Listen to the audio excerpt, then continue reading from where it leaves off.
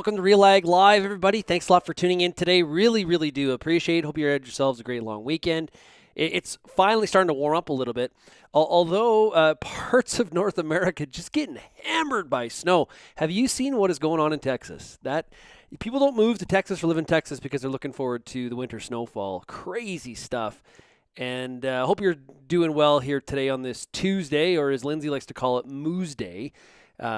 Combination of Monday and Tuesday. It is a short week, but we've got lots of stuff to cover here this week on Real Agriculture. Today we're going to have a bit of a product spotlight show. Looking forward to talking to one of our longtime sponsors. They do a great job in the marketplace, and I'm looking forward to chatting today with our guest. If you want to participate in today's show, all you have to do is put your question or comment in the box, whether you're watching on YouTube, Twitter, or Facebook. We are streaming live, of course, which means that you get to participate in the program. So do not hesitate, jump in here. We're going to learn a little bit today about the cereal business and plant breeding and asking questions about varieties. And I got some other more industry-specific questions as well. Let's bring in today's guest. It is Jim Bagshaw with Alliance Seed. Hey, Jim, how are you? I'm doing pretty good, and I'm looking forward to the warm air coming in. Getting tired of this cold winter. Yeah, no kidding, man. No kidding. Well, Jim, usually we're running into each other every single week. Same booths, different cities for farm shows across Western Canada. Of course, that has changed this year. I guess as you are talking to farmer customers out across Western Canada, what are some of the big topics in terms of crops? What's up? What's down? Where does a lot of the interest lie? What are you hearing? Well, I guess first off, we've got to see the positive thing is hearing from a lot of growers is that they're confused, but they're happy. They're going, I've got a lot of crop choices I can make, and they all pencil out positive. I'm looking at crops that I can make money on. And so that's the good thing, right? As opposed to some years where they're looking and saying, oh, what can I grow that I'm not going to lose money on? And so that's good. But clearly, as we've all seen over the last few months, canola has been kind of the Cinderella crop. The markets have been great, and everybody's talking canola. But I think the reality is we're going to see some upward motion on the canola acres, but they're kind of capped at how high you can really go. But there's so much interest there. Soybeans to a lesser extent, clearly in southern Manitoba, that's a hot topic. Those acres should bounce back there. But I think more recently, I'm hearing way more from growers as you get into probably 40% of Western Canada that's really dry. And the commodity prices are going to really play a big impact on what they grow. But more so, are we going to get moisture before spring? Because that's going to dictate, hey, some of these guys in the brown and dark brown soil zone may not put canola in if it's too dry. They're going to have to Yeah. go to a larger seeded crop. So do you see a big swing potentially into pulses in Durham in some of those spots? Like I could definitely see that in that southern tier of Saskatchewan for sure. Yeah. I think overall, if moisture is not a limiting factor, wheat's probably the weak link right now, and it's going to take it on the chin a bit and lose some acres. Feed barley is clearly going to be up in Alberta. Oats is clearly going to be up in Manitoba. Guys would like to put canola in and maximize the rotation on canola, weather permitting, and that's where, yeah, if it stays dry, there'll be guys will go back to what they know is safe. It's going to be durum, it's going to be spring wheat, it's going to be peas, it's going to be lentils. Some of those crops that they're a lot lower risk if we have a drier spring. Yeah, it is. You're right though. It is nice to have choices. Like Mhm. when commodity prices are down and you're just like, okay, which crop is going to lose me the least amount of money? I want to get through the year, live to fight another day. This is a year where, yeah, there's some optimism. Now the dryness is definitely a factor, especially in the southern part of Alberta, Saskatchewan, and in parts of Manitoba. But at least the prices are there. So the rate we don't lose a crop in February. There still is the Mhm. opportunity out there. So variety selection and crop type selection really is a key this year for sure. Yeah, and I think that first one will be the crop type selection because everybody's looking to balance that out and going within canola. I have lots of options within wheat. I have lots of options. One of the concerns from my point of view is especially on the pulses and cereals. If it stays really, really dry in some of these areas, guys are less likely to spend money on new varieties, and they're more likely just to go to the bin and clean up what they already have if they're concerned that it's dry and I may not even be able to get a good stand out of the ground. And so it's only February yet, so we're hopeful there's some good moisture between now and seeding. But that is a concern. I'm hearing that from growers right now. Now, growers are selecting which varieties are a fit for their farm, but actually, you're also doing the same right now, Jim. So we have the PGDC meetings. They're coming up here. Is it next week? And I think it's next week, Next right? week. Yeah, next week. Yes. So that's where you do your work to select the varieties that are going to be in the marketplace in the coming years, and it really requires some foresight and some thinking in terms of what those future issues are going to be, and whether Right. these new lines are solutions to some of those problems. Right. And similar to the process that any grower goes through in deciding, hey, I need a new variety. What do I need to look for and doing their research? A lot of what I've been doing the last couple of weeks is talking to breeders, going over all the information of the new potential varieties that are up for recommendation next week. And for anyone who doesn't know, PGDC is a Prairie Grain Development Committee, and it's an industry committee of all the industry experts who review all the varieties and recommend which ones should get registered and which ones shouldn't. So that's next week. Again, due to COVID, it's all virtual. So I'll be spending a whole bunch of time on these meetings, going through these committees. But really, it's looking at saying what varieties are going to be in demand in Western Canada, and no different than a farmer's picking, well, what complements what I have on my farm? I'm looking to pick what complements the varieties that Alliance Seed already has. And an example is I've got a brand new one I'm launching this year. Well, I don't want to pick another one that looks exactly the same as that. I need to Okay. pick something that what complements me in my portfolio, no different than a farmer may say, hey, I'm going to grow two varieties of wheat because I want an early and a late to help spread out my harvest. If you're going to grow two varieties, you aren't going to grow two that look the same. I don't want two in my portfolio that look the same. You're kind of yeah. There is a you're looking for the similar kinds of characteristics or evaluating the characteristics the same, but your selections are somewhat different in the fact you have this added variable if you're managing a portfolio. So that's something a farmer's not doing. He's not, but Yeah. in a way though, the farmer is kind of doing that because Yes. think about wheat for example. Maybe there is some sort of concern about like a possibility of midge, but they Yes. want to or a maturity, right? So they're managing their maturities of their wheats and what maybe classes they're growing from a marketing portfolio standpoint. Yeah, so there is some similarities there too.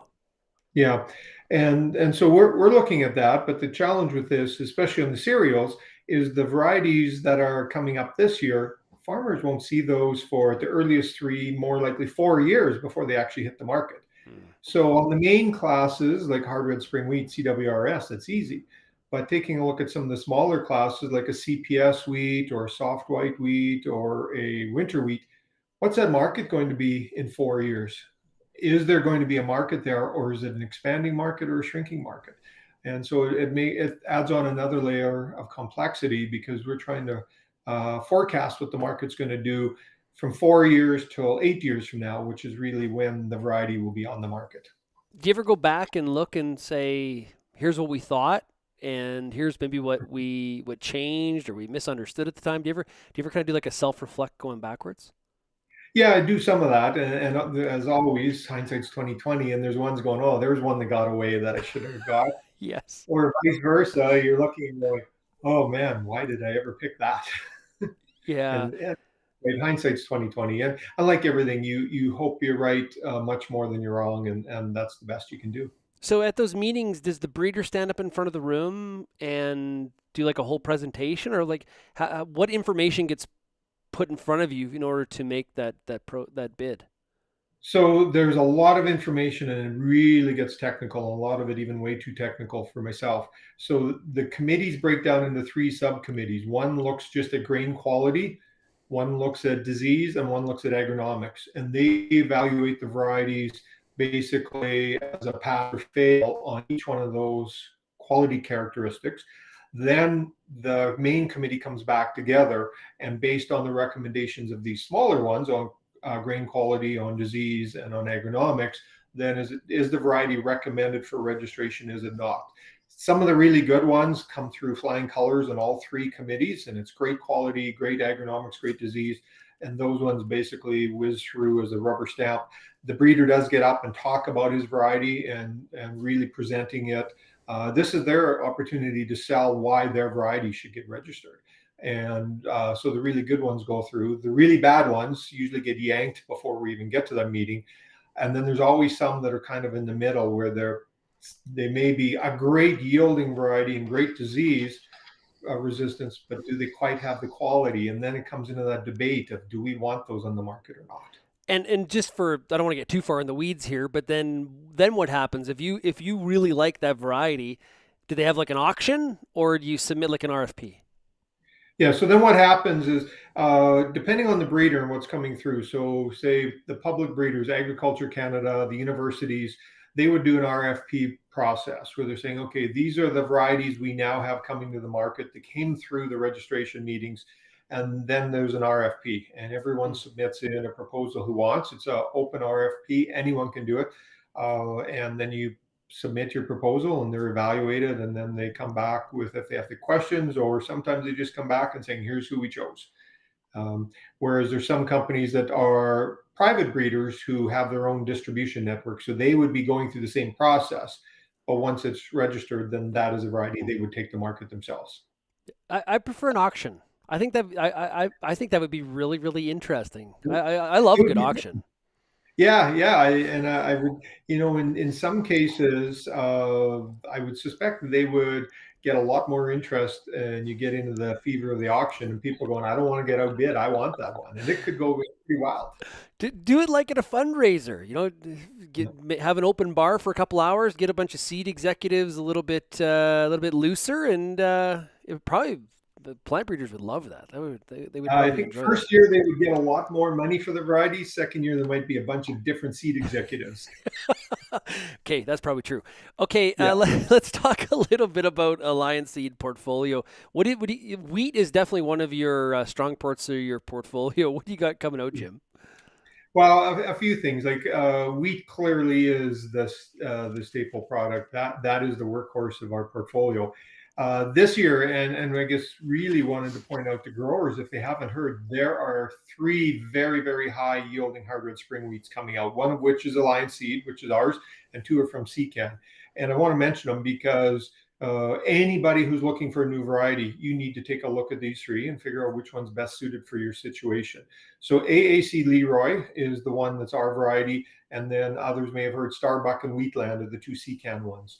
And they have a lot of similarities, but they have differences. The one thing I'd say in similar, if you grow any one of these varieties or all three of these varieties over 5 years, I would bet any money right now your average yield will be higher on these three than any other variety on the market in probably 80% of Western Canada. Hmm. So they are all great.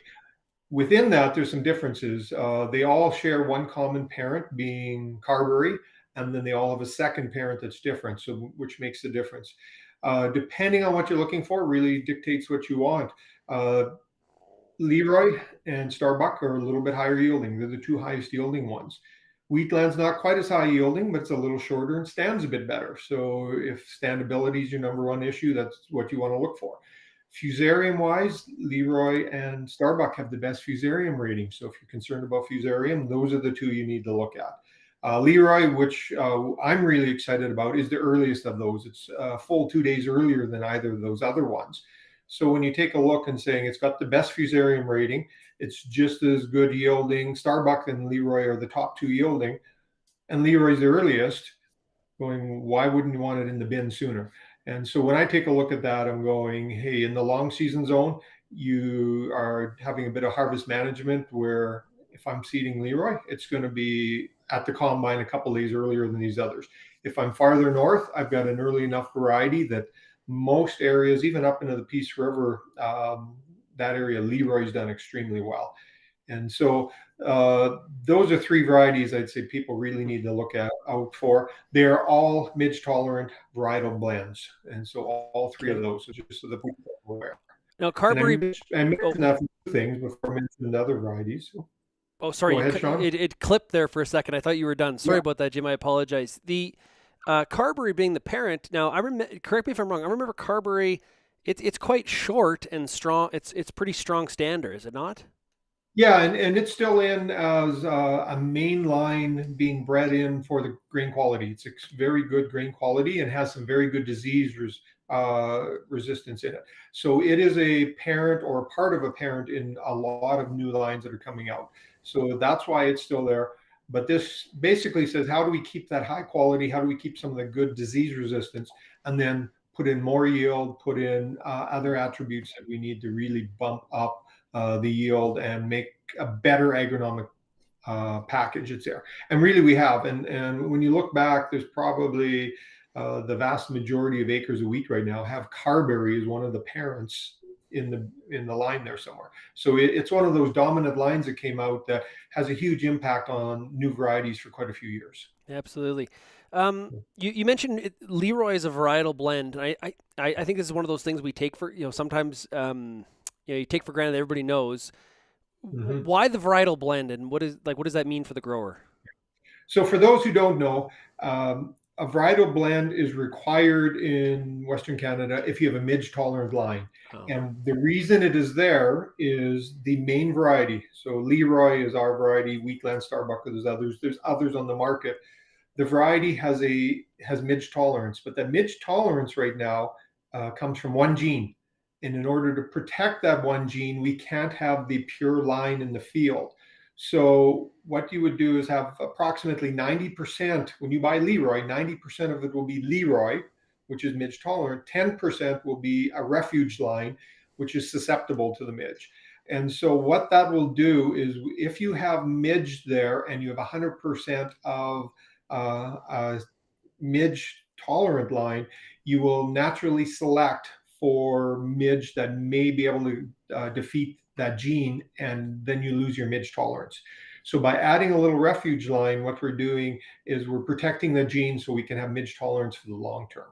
So every midge tolerant line in Western Canada must have this refuge line. So there is a bit of a tolerance, but roughly you get 90% of your pure line and 10% of a refuge line.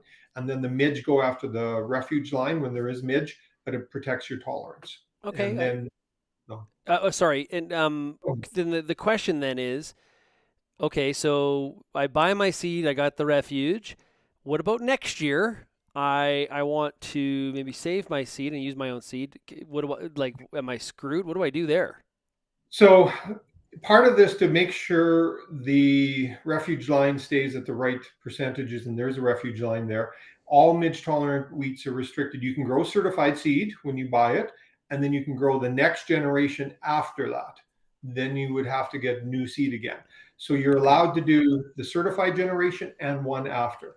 And that would be every midge tolerant variety in Western Canada. And so when people look at that, in the past, people pigeonhole these. Well, I don't have midge, I don't need these.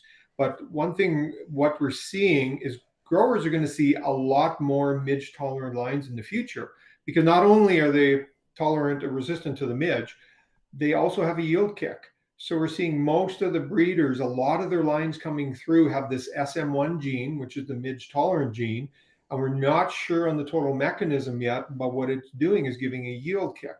So when we're bringing those out, we're going, well, the best high yielding varieties now, a large majority of them coming through are midge tolerant. And it's less that I need to protect against the midge, but that's in there as a bonus. It's more, hey, I can boost my yield by putting this gene in. Yeah, and you mentioned we can't just seed the pure line because that we only have we don't want So to screw this up. Basically, is the yeah, best so way an to put it. example for anybody who's growing corn, and corn borer resistance was there, and we're starting to lose that. It's because people were seeding pure lines of corn borer resistant uh, corn, and now the insect has evolved and changed, and now all of a sudden those lines are not resistant to the corn borer anymore. And so that's what we're trying to prevent with the midge tolerant. You need to put in some of this refuge line. It comes inherent in the seed, it comes pre-mixed, and you see the farmer would seed it, they don't see anything different. as a seed company, we need to be careful in selecting a refuge line that's similar height, similar maturity, so that it's a seamless crop when you harvest it. Yeah. So something I didn't mention at the open, Alliance is actually celebrating its 10-year anniversary, or it just did in 2020. I remember, I think it was I had cake somewhere at a farm show where we when we did those. Um, Yeah. but it also jointly owned by Patterson Grain, P&H, and Northwest Terminal. So, is there any opportunity for contracting and stuff like that? Like, is there like a like bundle packages at all that go with some of the Alliance varieties to those grain companies? Yeah, yeah. So some of the varieties there are, some of them aren't. Both Patterson Grain and P&H are doing a specific grain contract on Leroy this year, and they're really focusing on it for a couple reasons. Because agronomically, it's a great variety; growers will like it, but also it brings some surety back into them of a good quality variety that's not going to be damaged by midge. And so there are grain contracts available there. Northwest Terminal is also doing a push on it. For those who aren't familiar, Northwest Terminal is a farmer-owned terminal based out of Unity, Saskatchewan. So everyone in Northwest Saskatchewan is aware of it. Others may not be. But really, with those our three shareholder companies, we cover a large portion of Western Canada where they can contract and purchase the grain through the seed through there. But What about oats? What that's so that's been a crop type that's been prior to this commodity bump, oats were a very profitable option for a lot of growers in the oat growing regions. Is that still the case? And what varieties are people talking about? Yeah, so oats is one that we've been looking to try to get in our portfolio for a long time. Lion Seed currently had no oats in the past. We were predominantly a wheat company and then added a few other things. Really excited. We're launching our first new oat variety here, limited launch this spring. The limited launch will only be in southern Manitoba this year, and then full launch in 22. And so our new variety is CDC Endure. It comes out of the Crop Development Center at the U of S here in Saskatoon. Really excited for a couple of reasons. It has come through the provincial trials where we do the variety trials in all three provinces. CDC endures the highest yielding oat in all three provinces: Alberta, Saskatchewan, Manitoba. So agronomically, it's great. Growers are going to love it. But the other part that's really exciting is I've got end users that are calling and end users saying, hey, when can I get some Endure? I see this Endure. I see the quality specs. I want some more Endure. And going, well, patience, it's that process of when we got it, it takes 4 years to get enough seed. So we do have a small launch this year in southern Manitoba. It's 100% contracted back to either P&H or Patterson. Hmm. And that is for market development, working with the end users. Because there's lots of demand there, we need to manage it and make sure everybody gets some to try so they can see what it's like and get used to it. But everything we're seeing is it's got as good or better milling characteristics or anything else, and it's higher beta glucan. And for those in the oat milling market, they like beta glucan. That's the healthy part of the oat that they're marketing in the food products. And so I have no reason to believe Endure won't be the number one seeded oat in Western Canada 3 years from now. Wow, you think it's that Agronomically, good? it's that good. It's the number one yielder in all three prairie provinces, and the end users love it. So when you put those two things together, I'm going, what's going to hold it back? Like a wreck in seed supply would be the only thing that would hold it back. And we've got enough seed production across Western Canada. Unless we had a total Western Canada wipeout, we'll have lots of seed available. So Yeah, it's good. it's like a balancing act of you need the agronomics, right? Like that's if you don't have the agronomics in a variety, it's really hard Mhm. to get anybody to grow it so that there's a supply. Right. But then it's like the other part of it is that you need that pull from the grain industry to say that, hey, we want this, we can do something with it, please grow it. And you kind of really need it's not one or the other, it's a pretty equal Yeah. balance when you're looking at a demand pendulum.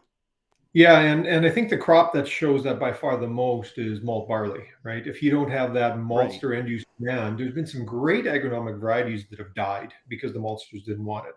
Oats has some of that characteristics, but not as much. But if you don't have the end users wanting it, then you're destined to be a feed oat, and there is a market for that. But we're looking at it going based on yield. If somebody wants a feed oat, Endure is the highest yielding. If you're going for the milling market, the millers are just chomping at the bit to get it. So that's why we're looking at it and saying there's no reason this won't be the number one seeded oat in Western Canada within the next 3 years. So let's continue with your comparison between oats and the malt barley market. Do oat millers, are they more willing to upgrade what varieties that they are milling when you compare that? Because the malt industry is renowned for holding on to those varieties that they've been growing for a very, very long time, and it's hard for new varieties to really get into the marketplace. Everybody, you talk to any seed grower that's been growing malt, and they'll tell you, I've been burned a few times by the next greatest malt variety. Is oats different? Oats would have a little bit of that, but is somewhat different in that the maltsters are really, really slow to change because they use the whole barley as a malt and ferment it. And so different ones give different characteristics. Oats is a little different in that it's processed and broke down to its components. So then it's really what are the characteristics of the components. So the millers in oats, while they're concerned, there's way less hesitancy to change if when they mill it, it breaks down in the components and all the components have they're all usable and the right characteristics that they want. And so oats, there is a little reluctance, but once they test it for a year or two, if the components work, they jump in wholeheartedly. Okay. And really they want less hull, more growth, more beta glucan, because the hull really is the unusable part when they mill that. And so you need the good size growth inside, and then you need the components in there. And Endure has that. So we're excited about that one. Do you have any varieties in that SVUA pilot, Jim, where there's the seed variety agreement? Do you have anything running in that pilot? No, we don't have anything in that pilot, and the reason we don't is when the varieties that are on the market now were registered and came in, we registered them with no intention of putting them in, but it is something we're looking at, and I guess I look at it, the SVUA, or now called the SVA, Seed Variety Agreement. It's really one tool. When I look at it, saying the issue is plant breeding in Western Canada has a lack of funding, and we're seeing a lot of the plant breeding programs are shrinking. So how do we get more dollars into that? The SVA came out as one option of that's how we could potentially get more dollars in there, and there's other ways. So I look at it and saying, I'm a strong proponent. We need more money going into these breeding programs. For every dollar that goes into breeding in Western Canada, we know there's multiple dollars come back to the growers and benefit. So we need to get more money. Now we need to figure out what's the proper way to do it. I look at SVA and say that's one of the tools, and I think some varieties will have that in the future. I think we need to figure out other ways. But the risk is, I think everybody is realistic in going, what's our federal deficit now? And a lot of plant breeding has been funded by the federal government.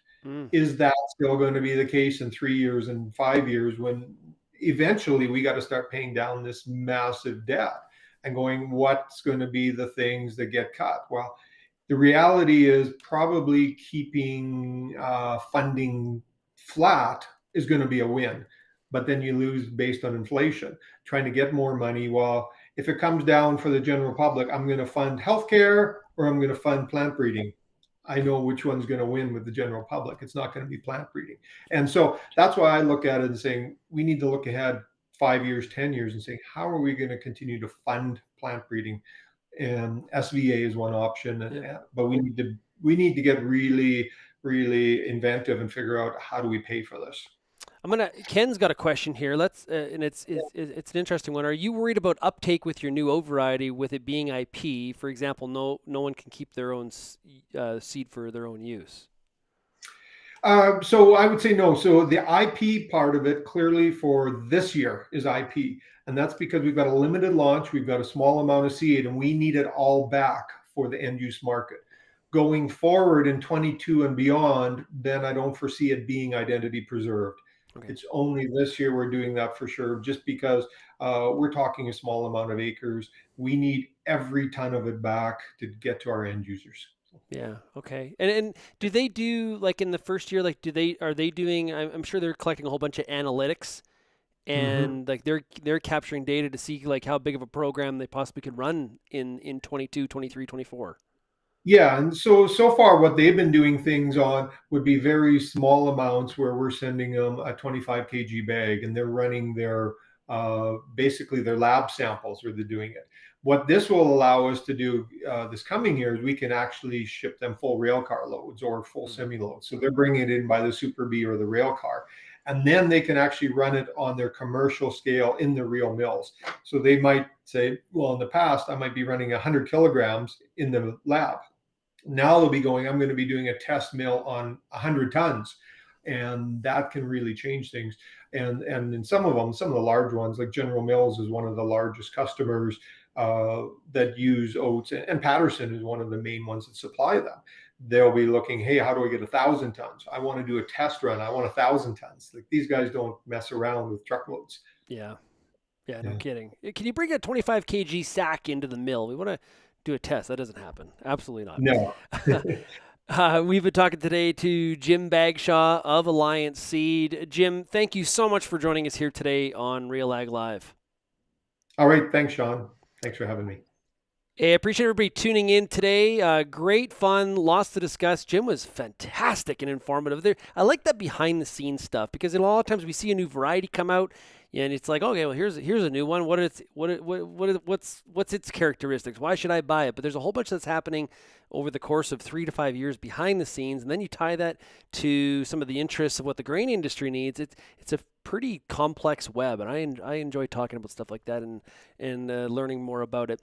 If you have any feedback at all on today's show, send me an email, shaney@realagriculture.com. Thanks, everybody, for getting real and getting connected with RealAg Live. Don't forget to tune in to RealAg Radio on Rural Radio 147 this afternoon, 4:30 Eastern, 2:30 Mountain. You can also check out the podcast on iTunes or realagradio.com. Cheers, everybody.